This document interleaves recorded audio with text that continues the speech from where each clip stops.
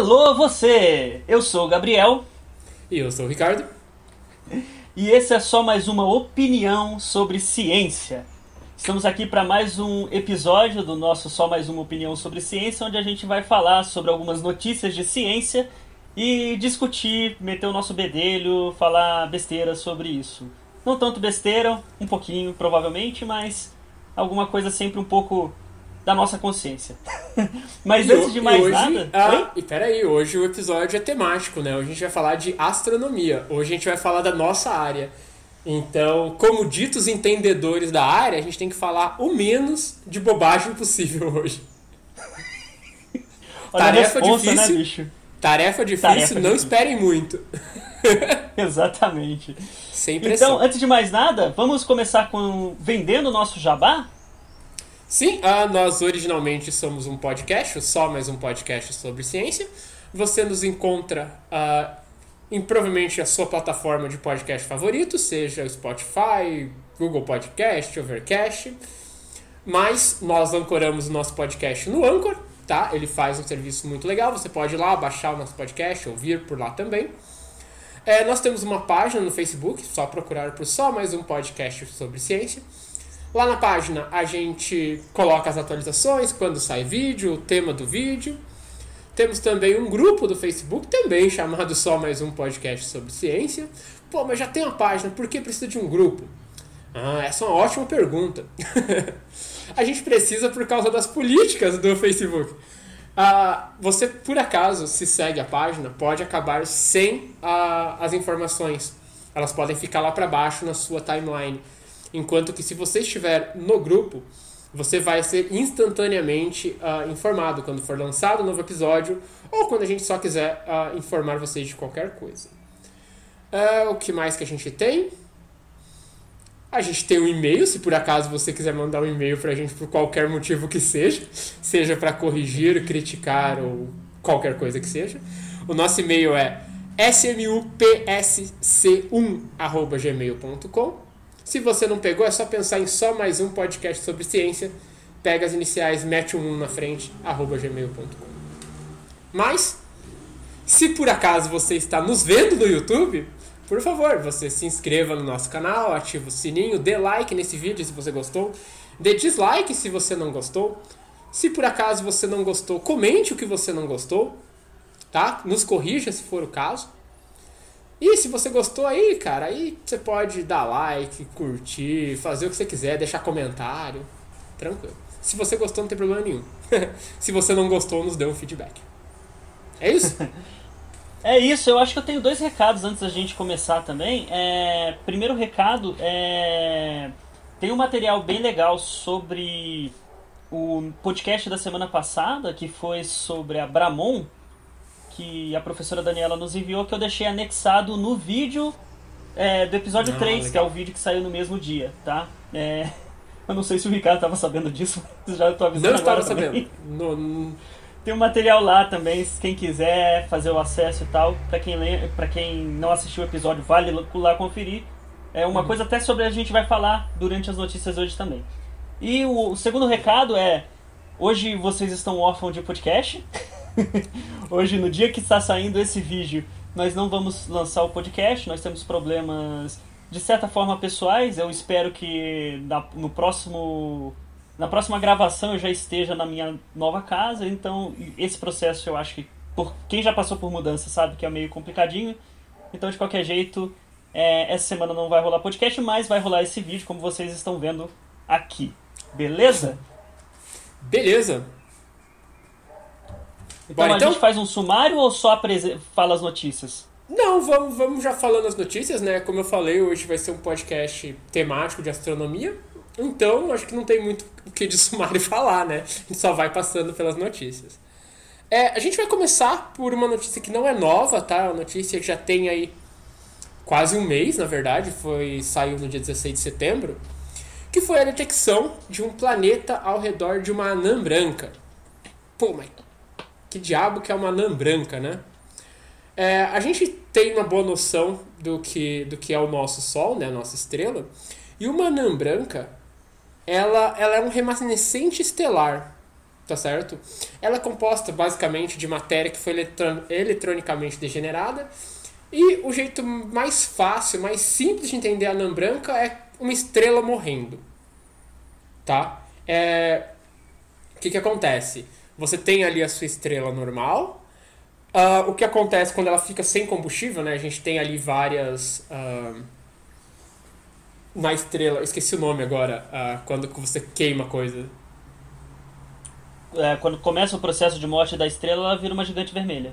Não, eu sei, eu tô tentando lembrar o nome do processo que acontece quando você começa a queimar combustível. Tem o teu nome e o seu tá fugindo. Não, ela tá o tempo todo queimando combustível, que isso é a fusão nuclear. Isso, fusão nuclear, isso. Então, era o que eu tava buscando. Então, quando acontece da estrela parar acabou o combustível, ela não tem mais como fazer essa fusão nuclear, ela vai acabar inchando, tá certo? Que é o processo onde ela se torna uma gigante vermelha. Nesse processo ela vai ficar, tipo, enorme mesmo, tá? E quando ela chega num certo tamanho, ela vai acabar explodindo mesmo. Ela vai acabar ejetando toda aquela sua camada de gás, encolhendo, tá? De forma que vai sobrar só o núcleo pesado dela. Nesse processo, ela vai perder cerca de 80% da massa, né? É realmente a morte da estrela. Vai sobrar aquele núcleo extremamente denso. E acreditava-se, eu tinha uma boa ideia, de que nesse processo de morte, nessa explosão, tudo que tivesse perto da estrela ia morrer junto, tá? Se você tivesse planeta, diabo que fosse, ia acabar sendo incinerado ali por essa explosão de energia. Bom, vale lembrar que é mais ou menos o que a gente espera que vai acontecer com a Terra daqui muitos, nem tantos, né? Mas alguns bilhões de anos, quando o Sol começar a morrer. Eventualmente, né, quando a estrela morre, é isso que se pensava. Por que era isso que se pensava no passado? Porque um time de astrônomos, um time internacional de astrônomos, né, usando o novo telescópio da NASA, o TESS, tá? O TESS, só procurar procura aí, TESS, tá? É uma nova capacidade aí que foi desenhada para encontrar exoplanetas, né? Então, esse time de astrônomos usou as informações do TESS e do Spitzer, né, que é um telescópio espacial já mais antigo, já está fora de funcionamento, para reportar sinais de um planeta intacto orbitando uma anã branca. Tá? E aí que tá o problema. Por que tá o problema? Porque meio que esse planeta não era para estar ali. Especialmente porque essa anã branca, para você ter uma ideia do tamanho dela, ela é só 40% maior que a Terra. Então a gente está falando de uma estrela que é só 40% maior que a Terra. Então é realmente pequena, né? Para uma estrela. Só para dar o crédito certo, o trabalho foi liderado, né, pelo cientista Andrew Vandenberg e foi publicado, né, na Nature, no dia 16 de setembro. Sobre o sistema. O planeta é um planeta do tipo Júpiter, né, do tamanho de Júpiter, chamado WD1856b. E acredite se quiser, ele é mais ou menos 7 vezes maior do que a estrela a qual ele está orbitando. Tá? O nome da estrela é WD1856 mais 534. Não sei por que desse mais, mas tudo bem. E fica pior ainda o sistema, tá? Porque esse planeta ele tá orbitando a estrela num período orbital de 34 horas. Também, só para comparação, isso é 60 vezes mais rápido do que Mercúrio, que é o nosso planeta mais interno aqui no nosso sistema solar. Nossa. Tá feita a bagunça, né? Tá muito perto. Tá muito, muito perto. Tá muito perto. Agora, a pergunta é, o que esse planeta tá fazendo ali? E talvez a melhor pergunta seria, como é que esse bicho chegou ali? Né? Porque é o seguinte, se esse planeta estivesse ali durante o processo de morte da estrela, o processo que ela se torna anã branca, esse planeta não existiria, ele teria sido destruído. Tá? Ponto. Isso é uma afirmação. Ou seja, esse planeta não estava ali naquele momento. Então, onde é que ele estava? Né? Eu acho que tudo isso para falar onde é que ele estava e como é que ele chegou ali. Então, repare que são dois trabalhos, né? São dois caminhos que você tem que perseguir. Talvez o primeiro seja onde é que ele estava primeiro. Você tem que saber de onde ele veio para saber como é que ele chegou. A expectativa, né, dada pelo grupo do Vandenberg, é que esse planeta estava a aproximadamente 50 vezes a distância que ele está hoje, né? Então você pega essa distância absurdamente próxima, joga por 50, né? Ele estaria muito longe. E aí a outra questão é como é que ele chegou ali, tá? E isso, como nas palavras do Andrew Vandenberg, né? Que o processo de criação de uma anã branca destrói os planetas próximos e qualquer coisa que chegue perto dela mais tarde. Ponto. Por causa da gravidade da estrela, né? Nós estamos ainda nos perguntando como é que esse planeta chegou nessa posição sem ter nenhum desses destinos, tá? Porque ou ele deveria ter morrido durante a explosão, ou depois da explosão ele é atraído tão rápido para a estrela que ele deveria ter se destruído pela gravidade da estrela. Na realidade, eu acho que tipo sensacional. Assim, isso daí é uma coisa que a gente costuma fazer e seguir nesse caminho na ciência, que é tipo, você tem que ir pela resposta mais simples, né? Tipo, a gente coloca o planeta não estaria o planeta ali na época que a estrela morreu. Por quê? Porque se ele estivesse ali, a gente teria que mudar completamente a nossa ideia de como funciona a morte da estrela, né? Então, a princípio, a forma mais possível, ou a forma mais fácil de... Não fácil de tentar explicar, mas é tipo, o caminho mais... eu diria, mais simples... seria exatamente tentar ver se houve uma espécie de migração. Até porque migrações, elas dependem de várias condições, então são coisas que podem, assim, existe uma margem boa para você tentar descobrir uma forma de ter acontecido, né? Mas realmente, é muito legal isso daí. Tem outras questões, na verdade. Assim, esse planeta está ali agora, ele vai continuar ali, ele é estável ali. Será que ele só não foi destruído ainda? Sabe? Será que ele está no processo de ser destruído? São muitas perguntas, mas assim, é uma coisa que um ou outro trabalho já tinha proposto isso, né? Planetas ao redor de anã branca, mas um ou outro trabalho não era um tópico assim que o pessoal atacava muito justamente pela dificuldade de acontecer. E agora a gente tem uma observação, né? Então, uma detecção, melhor dizendo. Então, eu imagino, né? Também que as proposições também, elas não lidavam com planetas na área de expansão, né?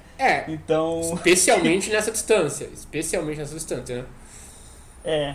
É bom que se diga, né? É bom que se diga que exoplanetas, né? Nessa distância são possíveis, né? A gente tem detecções nesse sentido. Mas agora, ao redor de uma anã branca, a dinâmica é totalmente diferente. É como ver um carro em cima de uma árvore, né, mano? Você não faz ideia de como aquele negócio foi parar lá. Você tá vendo ele ali. Você sabe que é improvável que ele chegue ali. Mas a pergunta é como é que ele apareceu ali, né? E só destacando, né? Acho que no podcast passado a gente acabou descambando pra política muito rápido. No podcast hoje a gente vai tentar parar de falar de política do Brasil, porque a gente tá falando justamente de astronomia. Mas que é gostoso ver esse telescópio novo da NASA já dando resultado, né? Faz se perguntar, será que investir em ciência dá resultado? Se bobear, dá, será? Né? Poxa vida, mas fica aí o questionamento. Não era pra não cair pra ciência? Porque aí eu poderia ter usado, ao invés de um carro em cima de uma árvore, o Bolsonaro no mandato de presidência. Isso aí, a diferença é que isso aí a gente sabe como é que foi parar lá. A gente só não entende por que foi parar lá. Próxima notícia, né? Vamos falar de outro planeta, então? Porque 2020 foi um ano muito ruim pra basicamente tudo. Exceto pra astronomia, porque parece que as coisas andaram legal pra astronomia durante 2020. Sim. Eu posso continuar daqui? Pode. Então, primeiro, antes de falar de começar, vamos falar do ambiente, né? A gente vai falar de um planeta que foi descoberto, é o primeiro planeta extragaláctico. A gente já falou várias vezes aqui de extrasolar, e quando a gente fala extrasolar, obviamente, é que fora do nosso sistema solar. Se a gente fala extragaláctico, a gente está falando de um planeta fora da galáxia. E esse é o primeiro? Sim, é o primeiro. Mesmo a gente tendo observado milhares e milhares de planetas extrasolares já. Mas é que é muito difícil porque galáxias são coisas muito longe, certo? Vamos começar pela galáxia. Essa galáxia é uma galáxia bem conhecida. Se chama, ela é conhecida como Galáxia do Rodamuinho. Ela tem uma história... que fala. Oi? Eu acho que é Redemoinho que fala, não Rodomoinho. Rodemoinho. Não. Rodamuinho. Rodamuinho. Como tá no Wikipedia, porque eu odeio essa palavra também, eu nunca sei como falar. Eu fui atrás usando isso. Cara, eu conheço por Redemoinho, mas os professores de português... Ou você pode usar aquele Whirlpool Galaxy, um negócio assim. A Whirlpool. Isso. Então, essa galáxia já é conhecida há bastante tempo, né? Ela tem uma nomenclatura M51. Vale lembrar não, deixa eu comunicar aqui. M51, esse M normalmente vem de nebulosa. Por quê? Porque houve uma catalogação de nebulosas enorme e depois se descobriu que várias dessas nebulosas na realidade eram galáxias, né? E a gente está falando aqui da primeira vez que ela foi observada, muito bem observada, com a galáxia principal em espiral e a galáxia satélite, por um telescópio construído pelo Lord Rosse, que é um irlandês. Ele era o maior telescópio da época e tirou uma imagem muito legal em 1845. Esse telescópio é o telescópio Leviathan of Palmerston. Palmerston é a cidade na Irlanda, mas Leviathan que é muito legal o nome, né? Sim. Esse telescópio tinha 1,8 metros. Tinha não, ele ainda tem, ele ainda tá lá, né? É muito legal que o maior telescópio do Brasil, 1,6. Mas... Fica aí o questionamento novamente. Oi? Fica aí o questionamento novamente. Sim, mano, mas é sensacional esse telescópio. De qualquer jeito, essa galáxia já é bem conhecida há muito tempo, né?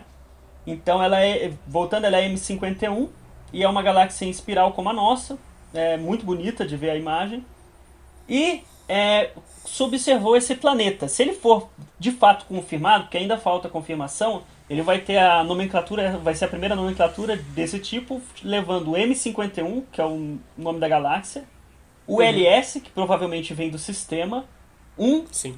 B minúsculo, que B minúsculo, se eu não me engano, já é do planeta, né?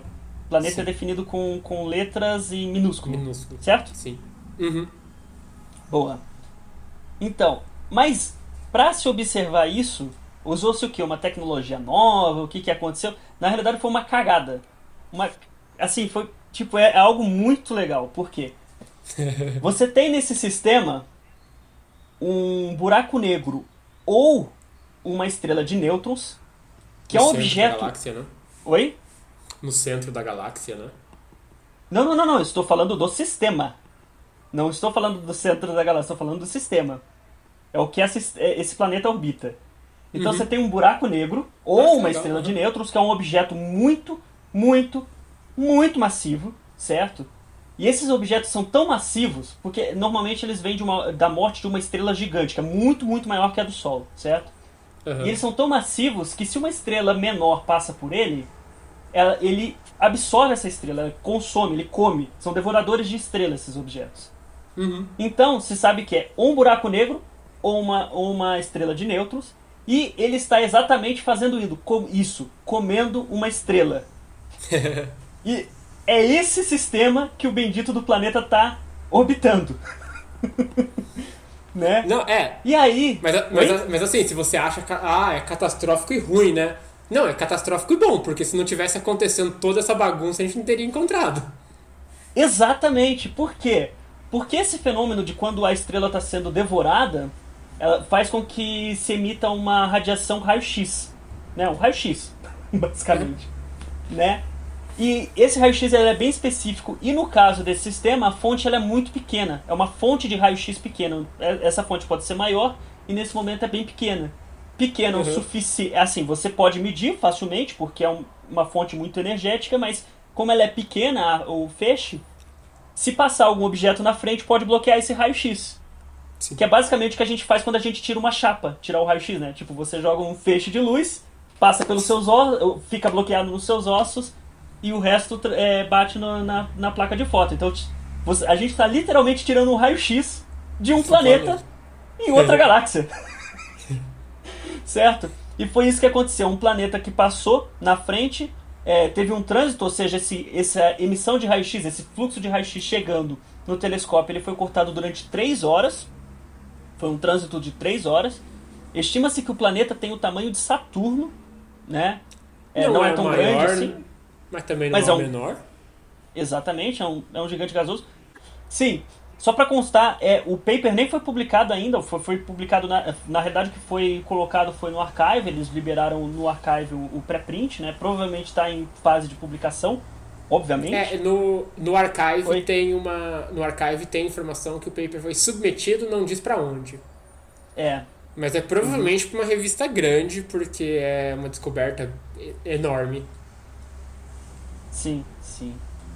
Os pesquisadores eles já descartaram algumas possibilidades para que pudessem não ser o planeta, né? Então seria... Eles descartaram a possibilidade de que a estrela... de outra estrela passando na frente, que não é uma estrela passando na frente dessa emissão de raio-x, eles descartaram. Né? Oi? Tô concordando com você. Ok. E eles também descartaram a possibilidade de um material sendo puxado ter entrado na frente da radiação, né? Porque, de novo, está sendo consumido, tá um caos aquele negócio ali, né? Novamente, precisa se confirmar mais uma vez se esse planeta não, se é um planeta ou não. Eles devem fazer novas medidas, eles têm que fazer novas medidas para conseguir confirmar. Mas assim, de novo, a situação é muito específica para conseguir se fazer isso. Literalmente, o sistema criou um raio-x para a gente conseguir tirar uma chapa de um planeta. Então, é muito legal essa notícia. Eu não faço nem ideia se existe tecnologia suficiente para você criar um experimento para isso. Que não seja essa sorte danada. Assim, não sei mesmo. Mas, não, assim... É bem complicado. A gente está falando de distâncias absurdas. O método para conseguir se medir essa distância já é incrível. Tanto é que, por exemplo, como eu falei, essa galáxia ela ainda tem esse nome M51, mas ela já tem outros nomes também, tá? De galáxia mesmo. Mas a M51 e essas galáxias eram nebulosas, foi considerado uma possível nebulosa até lá 1920. Eles ainda estavam nessa discussão. Quando finalmente descobriram um método de se medir a distância de uma galáxia, né? Então, e esse método basicamente você tem que aproveitar de estrelas extremamente brilhantes, extremamente específicas, porque elas têm algumas, uns comportamentos muito bem conhecidos, e eles usam o período de variação do brilho da estrela para conseguir medir essa distância. Então, realmente... São coisas muito complicadas. A gente está falando de coisas muito, muito, muito longe. Certo? Exato. Coisas extragalácticas. Exatamente. Não, eu só ia aqui registrar o meu descontentamento que acham um planeta em outra galáxia, mas não acham um exomoon, né? Pesquisadores de exomoon aí, sintam-se envergonhados. Todos os dois que fazem isso. Não, brincadeira. De novo, né? A primeira descoberta é legal, a segunda, de novo, coisa nova, né? A gente nunca tinha visto isso. Estranho que é o Saturno, né? Na verdade, eu acho que por causa da especificidade de como que foi o método, sabe? Foi um negócio muito ao acaso, quase. Não dava pra esperar uma coisa diferente, né? Porque vamos combinar que talvez você esperasse a detecção de um planeta mais massivo. talvez fosse mais fácil, mas isso pensando em métodos convencionais, né? Não essa sorte toda aí que o rapaz deu. Assim, a primeira coisa que a gente imagina é que o primeiro planeta a ser encontrado numa galáxia seria uma coisa maior. absurda, né? Tipo, É o um maior monstro, deles. né? Quase uma estrela. Mas não, mas de novo, mesmo que você tivesse um planeta que fosse um monstro, com a tecnologia que a gente tem hoje, provavelmente não teria como descobrir.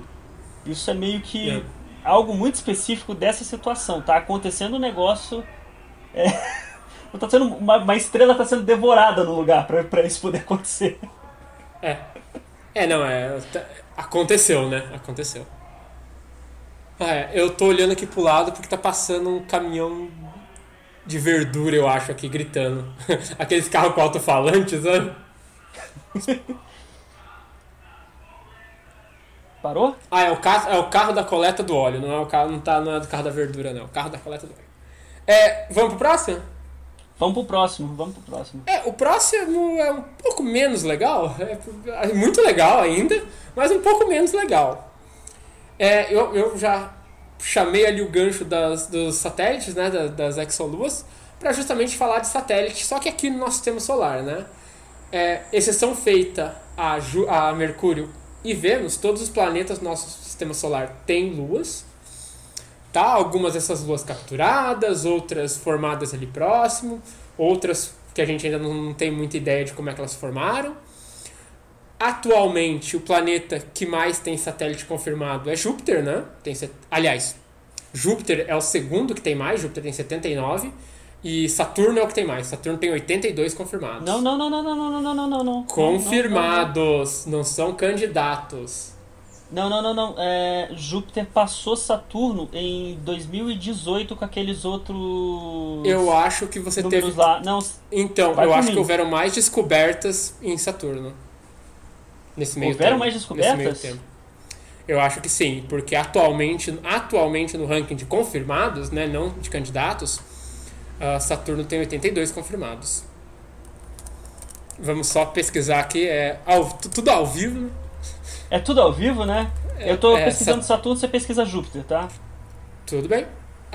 Sim. Saturno ultrapassou Júpiter em 7 de outubro de 2019. Quando foram descobertos 20 novas luas no planeta. Fez. Aliás, tem que ser pra Caraca, mano, essa notícia eu já tava perdido. Nossa, mano. Peraí. Tá, você vai meter um corte aqui, né? Não, nem vou cortar, isso vale a pena. Nossa, passou, 82. Foi em 19, isso. Nossa, ok. Bom, tem que ficar atualizado porque essa corrida de satélite entre os dois, tá concorrida. Em 2018, Saturno tinha mais. Aí em 2018 tinham descoberto em Júpiter um monte, né? Um monte. E agora descobriram um monte em Saturno. Eu vou conferir essas coisas depois, qualquer coisa eu corto. Não, pode ficar tranquilo. Segundo minhas fontes, né? Júpiter, por enquanto, é o segundo. Saturno passou ele em 2019. Mas, voltando ao tema, né? Um estudo recentíssimo, diga-se de passagem, liderado pelo Edward Ashton, do Departamento de Física e Astronomia da University of British Columbia, nos Estados Unidos, ele publicou um artigo dizendo que talvez Júpiter tenha mais 600 satélites, ou melhor, que Júpiter teria, né, 600 satélites irregulares. Ele apresentou esse trabalho no congresso virtual, né, o Europlanet Science Congress 2020.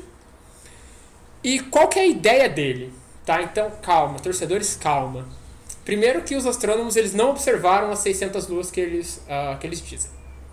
Tá? Eles usaram dados, né, de 2010 do telescópio Canadá-França-Havaí, é uma colaboração. E eles investigaram só uma pequena área no céu. Nessa pequena área, eles observaram, aí sim, 48 satélites irregulares.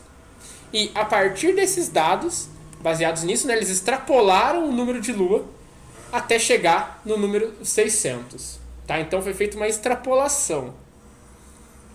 como eu falei, essa descoberta ainda não foi confirmada, né? Porque para haver a confirmação a gente precisa de observação de fato, né? O que ele fez foi só uma extrapolação. E como esses satélites teriam um tamanho muito pequeno, esse tipo de observação não é simples, tá? É muito complicado. Inclusive, o Edward Ashton, ele afirma, né, que seria muito legal se você pudesse confirmar essas luas, né, esses satélites, porém não teria jeito de fazer isso a não ser começando do básico, né? Você teria que realmente criar instrumentos, basicamente, voltados para poder observar esses satélites que, segundo o trabalho, seriam coisas muito pequenas. Tem a sua validade o trabalho dele, legal que ele fez, porém eu tenho um monte de ressalva, especialmente nessa questão da extrapolação, né? Porque é muito difícil você fazer uma extrapolação e chegar num número tão grande. Não estou dizendo que não tenha, entendeu? Pode ser que tenha, pode ser que ele esteja realmente certo, mas a menos que você tenha uma confirmação, isso é muito complicado. Outra coisa complicada é que a gente está chegando no limite da pergunta: o que é um satélite? Tá? Vai chegar uma hora que a gente vai precisar definir isso de alguma forma um pouco melhor. Assim como foi com o planeta, tá? É bom lembrar, né? Até pouco tempo Plutão era dito um planeta. E aí eles reclassificaram... 2006? E aí foi reclassificado, né? O que acontece com os satélites é de certa forma parecido. Talvez a gente tenha que buscar uma nova classificação. Atualmente existe já a gente pode chamar de classificação não oficial, que são os moonlets, que seriam satélites muito pequenos, tá? Mas essa classificação de moonlet, ela não é oficial. Inclusive a IAU, né, que é a União Astronômica Internacional, acho que é essa a tradução do português, ela não nomeia nenhum corpo que tenha menos de 1 quilômetro. Tá? Então, se você tem de diâmetro. Então, se você tem menos de 1 km de diâmetro, você não tem nenhum nome reconhecido. E certamente esses satélites que o Edward Ashton ele está falando são corpos realmente menores, né? E aí, de novo, tem 100 metros de diâmetro. É Lua? Ou não é Lua? Tá orbitando o planeta, é Lua? Ah, não é Lua. Tá, então é o quê? É um moonlet? É um moonlet. Beleza, então qual é ali a linha para você separar satélite de moonlet? Muito complicado. Como é que eles vão fazer isso? Porque aí eu vou entrar com a minha brincadeira, com a minha área aí. Porque olha só que coisa louca, né? Você pegar... só 1 quilômetro de diâmetro e tal, nomenclatura. Por quê? Para não confundir com asteroide. Beleza, tem um monte de asteroide com 500 metros de diâmetro, 600... Tem asteroide com 200 quilômetros de diâmetro, na maior dimensão. Não é raro você achar asteroides com 1 quilômetro. Não, obviamente, eu tô falando assim... Isso é muito complicado, porque a própria definição de asteroides, como eu já falei, também é muito... Ninguém define muito bem essas coisas, né? Tipo assim, afinal de contas, uma pedra orbitando um planeta é ou não é um satélite? Eu já coloco que sim. Pra mim, asteroide teria que orbitar o Sol. Ou estar em algum sistema um pouco diferenciado, tipo um co-orbital de algum planeta. O que foi? Tô falando então, muito... É super complicado isso, porque... Não, sério, é complicado porque tem gente que fala, por exemplo, de asteroides com satélites. Então aqueles corpinhos que estão ali orbitando. E aí? Isso é satélite? Mas aí o que você quer? Tipo, e aí, legal, eu concordo com você. Tá, então vamos, tá orbitando um planeta, é um pedaço de rocha, é satélite. A partir de que tamanho? Mas é aí que tá. Existe uma diferenciação entre asteroides de tamanho de meio quilômetro e 200 quilômetros? Não tem. A única diferença que tem é quando atinge equilíbrio hidrostático. Se fosse colocar equilíbrio hidrostático para satélite, a gente ia ficar com pouquíssimos satélites. Exato. Em comparação ao que se tem hoje. Hoje a gente já classifica, né? Então, é bom dizer, né? A gente tem os satélites. Dentro da classificação de satélite, a gente tem os regulares e os irregulares. E dentro dos irregulares, a gente tem os prógrados e retrógrados. Então a gente já está classificando, né? Já está fazendo subclassificações. A grande pergunta, né, eu acho que é para isso, especialmente que o trabalho serve, é para trazer a questão de o quão pequeno o satélite pode ser. Porque senão, daqui a pouquinho, a gente vai passar, né, de 600 para não sei quantos mil e pouco. Por quê? Porque tem um pedaço de pedra de 50 quilômetros orbitando Júpiter. E aí? É satélite regular? Mas esse daqui de não sei quantos metros de diâmetro é. Então ele é também. Mas você vai comparar ele com Ganymede, que é enorme? Não tem como, né? Mas é tudo que tá orbitando, né? Precisa de uma reclassificação, tá? Precisa. Talvez, né? Precisa. Você pode oficializar, por exemplo, os moonlets, tá?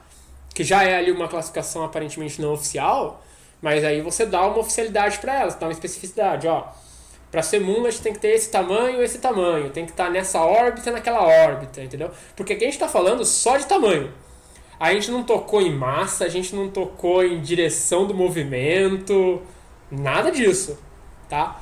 Eu acho que a próxima classificação, e aqui eu estou chutando, poderia ser da Moonlet, por exemplo, você poderia levar em consideração mais casos até. Não precisava ficar só preso no tamanho, não. Classifica ali, tem que ter tal especificação. E aí você cria um novo grupo mais abrangente.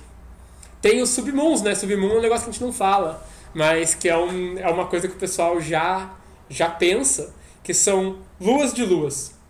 Que é quando o seu satélite ele é tão grande que ele pode ser grande o suficiente para ter uma lua só dele. E aí você teria, né, planeta, lua e uma lua ao redor da primeira lua. E aí, quer dizer então que, por exemplo, imagina o cenário onde você tem um planeta gigante que seja, um satélite gigante que seja, e uma desses pedacinhos de pedra pequeno. Até então, ele é uma lua. Em algum momento ele pode se tornar um submoon, por exemplo. Entendeu? Posso colocar mais lenha na fogueira aqui? Pode. Não, porque, olha só, esse negócio de submoon é muito legal e é muito fácil de você pensar, porque, vamos lá, satélites, eles têm, muitos dos satélites do nosso sistema solar têm tamanho e massa comparável a planetas anões. Tanto que para você ser um planeta anão, você precisa estar em equilíbrio hidrostático. Ele tem um monte de satélite que está em equilíbrio hidrostático, como a própria Lua, e os 4 galileanos, Titã e tal. E tem mais um negócio. A gente ainda usa o termo satélite para satélite de asteroide. E aí, tem mais outra coisa, porque são asteroides que têm satélite são outros corpos irregulares também, e pequenos. Então, o tamanho já é muito complicado, porque tamanho é um negócio muito relativo. Essas pedrinhas minúsculas em Júpiter são ridículas, por isso que é complicado você pensar em chamar isso de satélite. Mas se fosse uma pedra desse tamanho, essas pedras só que orbitando um asteroide, já é outra história. Então, muito complicado, né? Eu concordo com você. A gente está falando, um satélite de 100 km de diâmetro é muito pequeno para ter satélite. Para Júpiter. Para um planeta. Você falou, você tem asteroides pequenos. Então, talvez para esse asteroide pequeno, um dito satélite de 100 metros de diâmetro seja um Buda de um satélite precisa de uma nova classificação. Tá complicado. Não, tem muita coisa que precisa ser reclassificado. Eu sou muito a favor de classificarem finalmente o que é um asteroide ou não, sabe? Tem muita, a gente conhece dele, muita coisa nova, tem muito trabalho para se fazer em termos de classificação, sabe?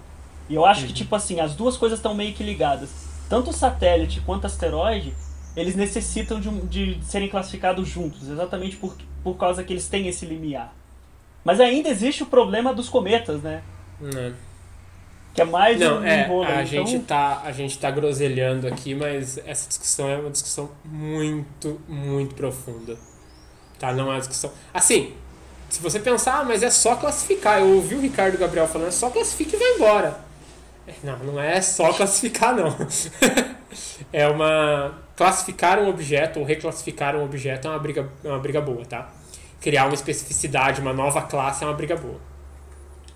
na realidade, a gente pensar assim, a gente não quer classificar um negócio para depois ter que ficar mudando. Por exemplo, como a gente fez com o planeta. Porque planeta inicia. Imagina, a classificação de planeta antiga, vem da Grécia, o termo é corpo errante. É só porque ele fazia um movimento diferenciado do fundo que a gente via das estrelas, sabe? E hoje isso qualquer asteroide faz, qualquer cometa faz, qualquer corpo faz. Então, tipo, é muito... essas classificações elas vão ter que ser mudadas exatamente porque o que a gente consegue observar, a ciência está caminhando muito para frente. Então, o que a gente conhece hoje é muito grande para caber nas classificações que a gente tinha antigamente. Essa é a verdade. E mexer em classificação é complicado. É bem legal que você falou aí da ciência indo bastante longe. A gente já falou do TESS, que é algo novo. A gente tem o Keops, que é também novo, tá aí. Eu acho que teve agora há pouco, tipo bem recentemente, um dos primeiros resultados via Keops, ou alguma coisa assim. Eu vou confirmar depois, senão você corta. A gente vai ter a Plato, que é uma missão nova também.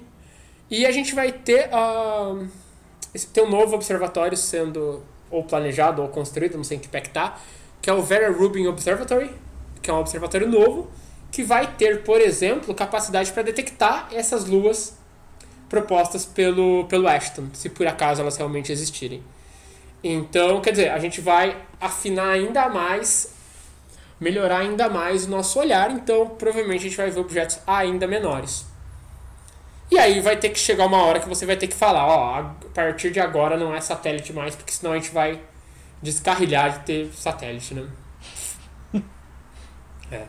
Deixem os meus satélites em paz. Legal.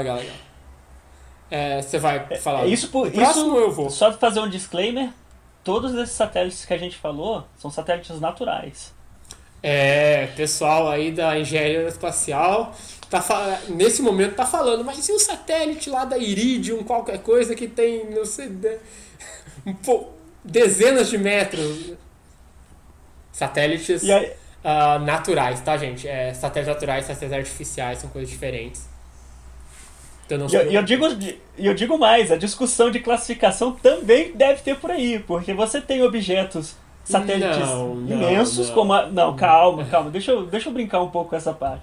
E você tem objetos imensos, como a estação espacial, imensos não em termos do que a gente estava falando antes, obviamente, tá? Tem a estação espacial e vocês têm os CubeSats, né? E os tamanhos dos CubeSats são bem reduzidos. E você ainda tem objetos voando por aí, como até ferramentas que a astronauta perdeu. E aí, você classifica uma ferramenta como... Não, isso é só lixo espacial. Mas essa classificação existe. Isso tá bem definido. Por que não tá bem? Porque a gente está produzindo satélite artificial. Então a gente sabe que ele é um satélite artificial. Ele é diferente de uma coisa que a gente não faz ideia de até quão pequeno vai ser, sabe? Então a gente vai pro próximo, né, já mudando de assunto um pouquinho, parar de falar dessas descobertas, para falar de uma descoberta. Olha só. Recentemente a gente encontrou fosfina em Vênus e todo mundo falou, vida em Vênus, agora vai. Aí Marte falou, não, segura aqui minha xícara de água com sal.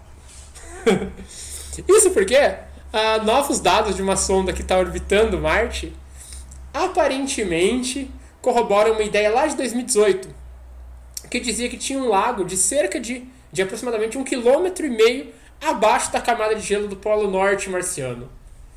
E como a gente falou tanto lá no podcast que a gente comentou da fosfina em Vênus, quanto a gente falou até do último podcast, quando a gente estava discutindo realmente vida na Terra, né? Biologicamente falando, puramente biologicamente falando, né? A gente precisa de um meio para que as reações químicas aconteçam. E esse meio, em geral, é a água, né? Pelo menos é o mais comum. Então, se você tem um lago descoberto num satélite, num planeta que seja, você espera-se que, é ali que tem... Se tem algum lugar para ter vida, é ali. Então, só deixando claro que esse trabalho... Já foi feito um trabalho em 2018 propondo esse lago no Polo Norte marciano. Esses novos dados, né, foi publicado na Nature Astronomy também.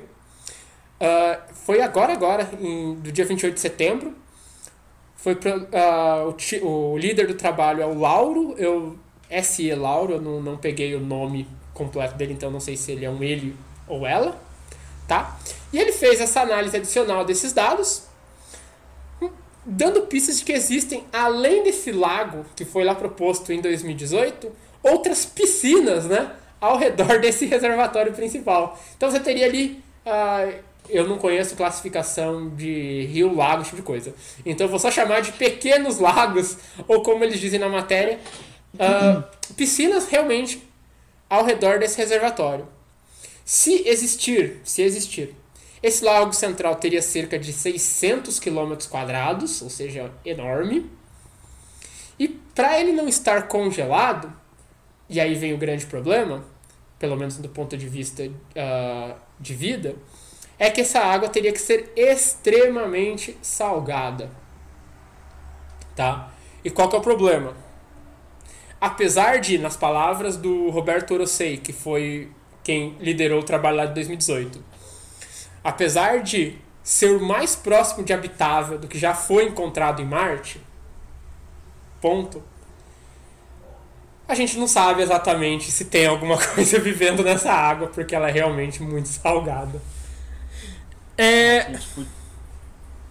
Até porque a gente não sabe... foi mal. A gente não sabe até qual a concentração de sal limite para você ter vida ou não, né? Então, assim, a gente talvez tenha encontrado a coisa mais próxima de habitável possível em Marte. Sim. Isso é mais relevante da fosfina em Vênus? Não tem mais relevante e menos relevante. São diferentes relevantes, tá? Só que, assim como no caso da fosfina, a gente não sabe o que está produzindo a fosfina, se é que tem alguma coisa produzindo, a gente não sabe se esse lago extremamente salgado ele tem vida ou não. Talvez seja o melhor indicativo, mas calma. Mas Marte está de volta para a parada. Então, eu ia falar assim, uma coisa tem que ver a concentração, fazer uma comparação direta, por exemplo, a gente tem um caso aqui na Terra que é o Mar Morto. Sim, tem aqueles lagos subglaciais na Antártica, né? Não, mas tem o Mar Morto também. O problema do Mar Morto é a concentração de sal. E exato, nome morto vem por aí, né? Fica aí a dica. Fica aí a dica, né? Mas assim, é muito interessante, é muito legal que você tá realmente encontrando esse tipo de coisa em Marte, tá? Assim, se tem vida ou não tem, isso aí é outra discussão, tá?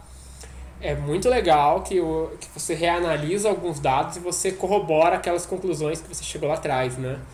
Se existir, você tem um lago... Gente, tem um lago em Marte, cara. É muito legal. Mas não tem vida no lago. Tá, dane-se que não tem vida no lago. Até semana passada nem lago tinha. Como é que é? Uma coisa de cada vez. Tem um lago extremamente salgado em Marte, mano. Tá ali só esperando pra você criar um resort, velho.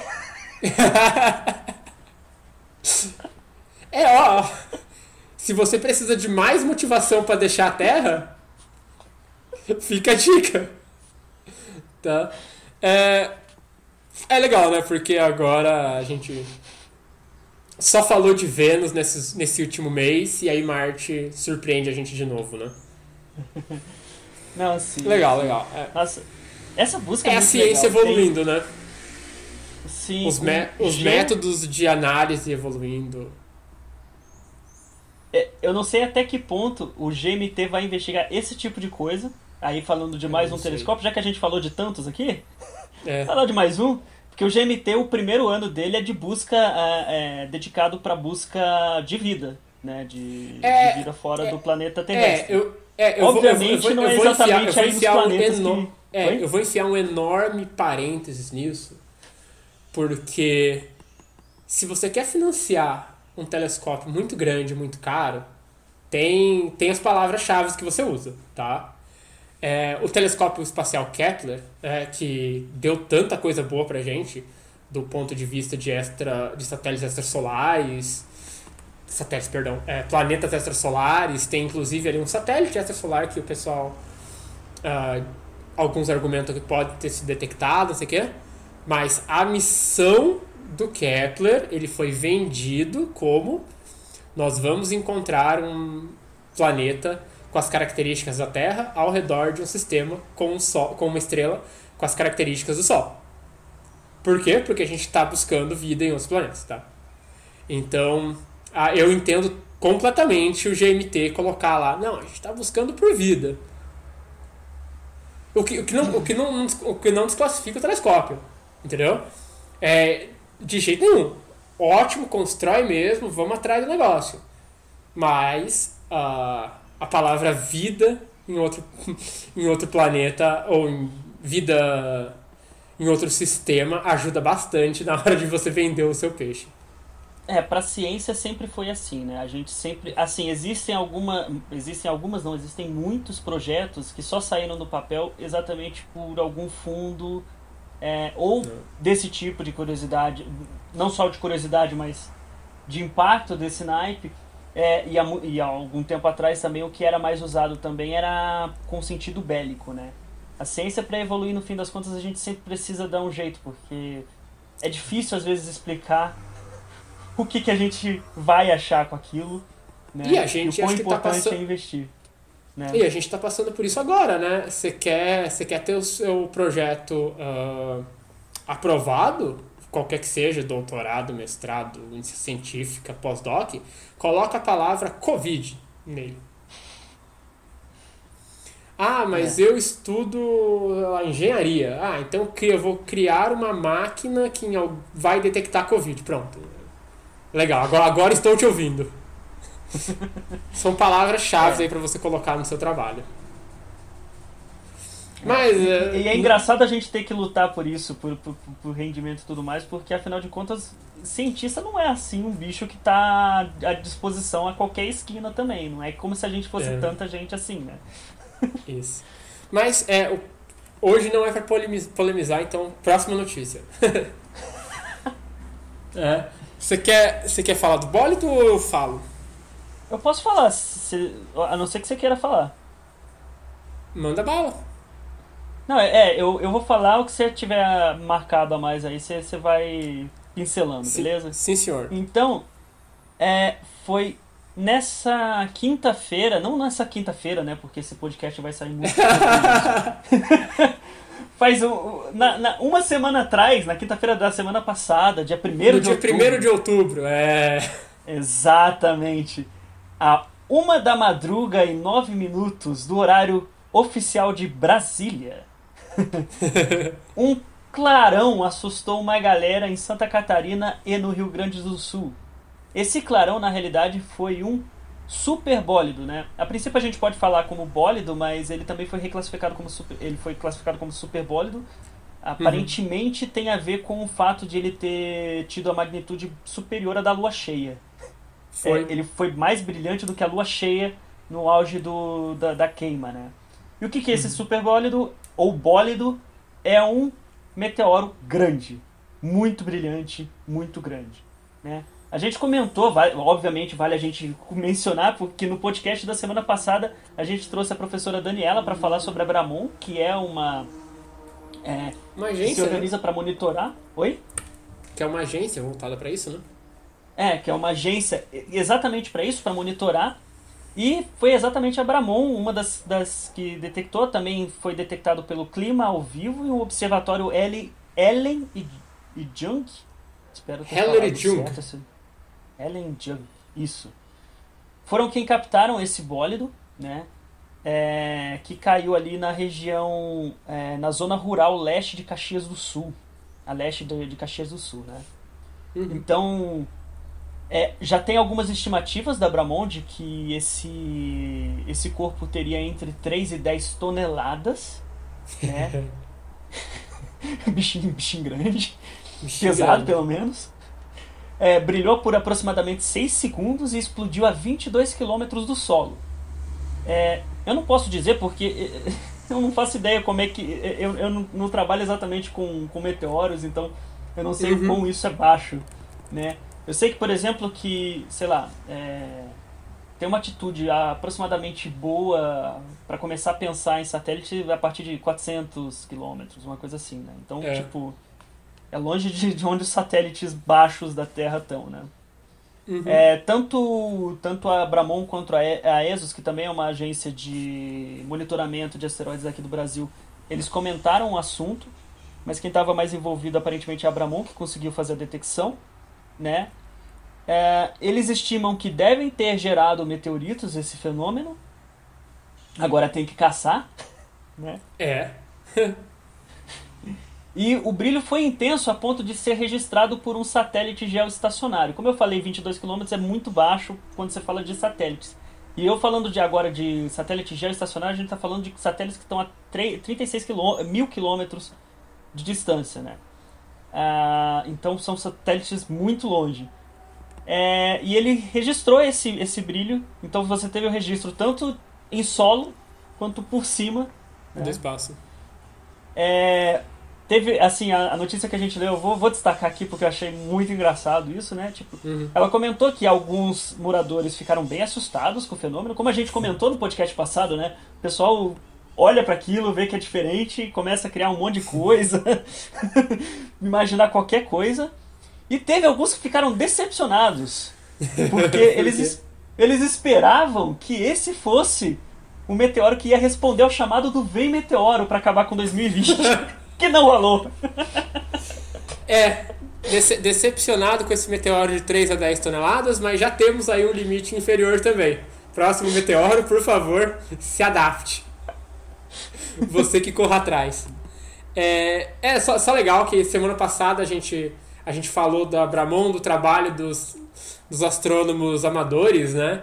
E aí, essa semana você tem uma notícia onde a Bramon realmente é a fonte maior da notícia, né? Porque ela já fez todo o trabalho aí de estimação de tamanho, estimação de onde veio, da órbita, essas coisas legais, né? E é isso, né, gente? Astrônomos amadores fazendo um trabalhão aí, junto também com astrônomos profissionais, né? Óbvio, a gente não pode, de maneira nenhuma, não falar. Mas legal, né? Tipo, a gente teve no podcast hoje tudo. A gente detectou desde coisas que a gente não fazia ideia que existia, que são os planetas ao redor da Anã Branca, coisas que a gente sabia que existia, mas não tinha detectado ainda, que são os planetas extragalácticos, coisas que a gente não detectou, mas a gente está chutando que tem, que são os satélites ao redor de Júpiter, coisas que a gente pode ter detectado lá atrás, está confirmando agora, mas não tem certeza ainda do impacto, que é a água em Marte, né, que é esse rio em Marte. E coisas práticas, né? O negócio caiu aqui, na nossa frente. É coisa que quase caiu na nossa cabeça para ser detectada. Literalmente, hoje a gente foi de detecções em outras galáxias para detecções em outros planetas, em outros sistemas extrasolares, para detecção no nosso sistema solar, para detecção na Terra. Caiu na gente. Caraca, velho, olha, esse podcast foi esse podcast. Esse rendeu. Esse vídeo de notícias. A gente tem que dar assim, tem um nome, mas a gente não tem um nome um adjetivo pra isso aqui ainda, né? Mas que seja. Isso foi o mais completo que a gente fez até agora na astronomia. Exato. Não à toa, talvez esse aqui seja o nosso vídeo mais longo. Não sei, vamos ver. E do jeito que 2020 tá indo pra astronomia, daqui a pouco a gente tem que fazer um novo podcast, um novo vídeo comentando mais detecções, né? Porque a gente tá tendo bastante coisa aí. Tudo fruto de tecnologia nova, tá? Que é construída, que é desenvolvida. Tá. É isso? Acho que tá legal, né? Nossa, eu acho que tá muito legal. Foi produtivo, espero que todos tenham gostado.